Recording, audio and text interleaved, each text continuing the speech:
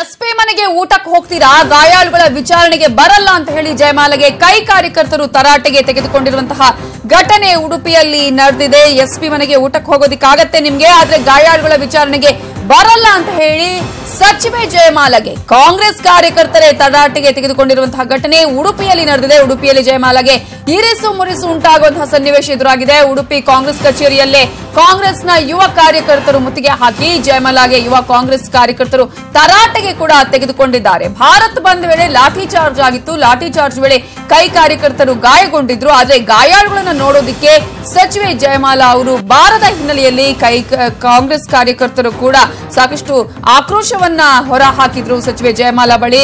ಕಾಂಗ್ರೆಸ್ ಕಾರ್ಯಕರ್ತರ ಆಕ್ರೋಶಕ್ಕೆ ಸಚಿವೆ ಕೂಡ ಗರಂ ಆಗ್ತಾರೆ. ನನಗೂ ಕೂಡ ತುಂಬಾ ಕೋಪ ಬರುತ್ತೆ ಅನ್ನುವಂತಹ ಮಾತನ್ನ ಜಯಮಾಲಾ ಅವರು ಹೇಳಿ ಅಲ್ಲಿಂದ ಕೋಪ ಮಾಡಿಕೊಂಡೇ ಸಚಿವೆ ಜಯಮಾಲಾ ಅವರು ಹೊರಡ್ತಾರೆ.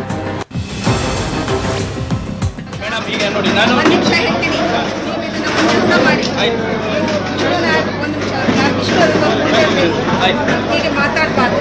ನಾವು ಯಾರ ಪರವಾಗಿ ನಿಂತಿಲ್ಲ, ಒಂದು ನೆನಪಲ್ಲಿ ಇಟ್ಕೊಳ್ಳಿ. ನಾನು ಶಾಂತಿಯ ಪರ. ಹೌದು, 100%. ನಾನು ಯಾರ ಪರವೂ ಇಲ್ಲ. ನೀವು ಯಾವ ರೀತಿಯಾದಂತ ಇಂಟರ್ಪ್ರಿಟ್ ಮಾಡ್ಕೊಂಡ್ರು ಕೂಡ ನನಗೆ ಗೊತ್ತು ನಾನು ಏನು. ಅಲ್ಲ ಮೇಡಮ್, ಈಗ ಒಂದು ನಿಲ್ಲೇನ ನಮ್ಗೆ ನಮ್ಮ ಉಸ್ತುವಾರಿ ಅವರು ನಾವು ವರ್ಕ್ ಮಾಡೋದಿಲ್ಲ ಗೊತ್ತಾಗಿದೆ. ನಮ್ಮ ಉಸ್ತುವಾರಿ ಮತ್ತೆ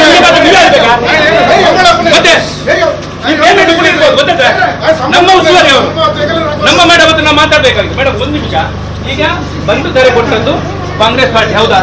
ಹೋಗ್ತಿರಲ್ಲ ಆಲ್ ಇಂಡಿಯಾದಲ್ಲಿ. ಸೊ ಇಷ್ಟು ಚೆನ್ನಾಗಿ ಬಂದಾಯ್ತು.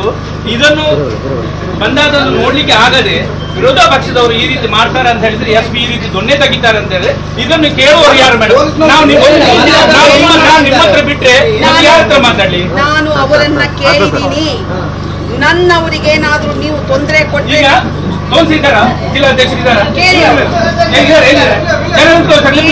ಮೀಡಿಯಾದವ್ರನ್ನ ಇಟ್ಕೊಂಡು ನೀವು ಈ ತರ ಮಾತಾಡಿದ್ರೆ ನನಗೆ ತುಂಬಾ ಕೋಪ ಬರುತ್ತೆ. ಒಂದು ಹೇಳ್ತೇನೆ ಕೇಳಿ, ಇದು ಹೀಗೆ ಮಾತಾಡೋದು ನ್ಯಾಯನ? ನಾವು ಯಾರ ಪರ ಇದ್ದೀವಿ? ಪಕ್ಷದ ಪರ ಇದ್ದೀವಿ. ಯಾರಿಗೆ ಪೆಟ್ಟು ಬಿದ್ರು, ಈ ರಾಜ್ಯದಲ್ಲಿ ಯಾರಿಗೆ ಪೆಟ್ಟು ಬಿದ್ರು ನಮಗೆ ನೋವಲ್ವಾ? ಹೇಳಿ ನೋಡೋಣ, ತಪ್ಪಲ್ವಾ ಹೀಗೆ ಮಾತಾಡೋದು?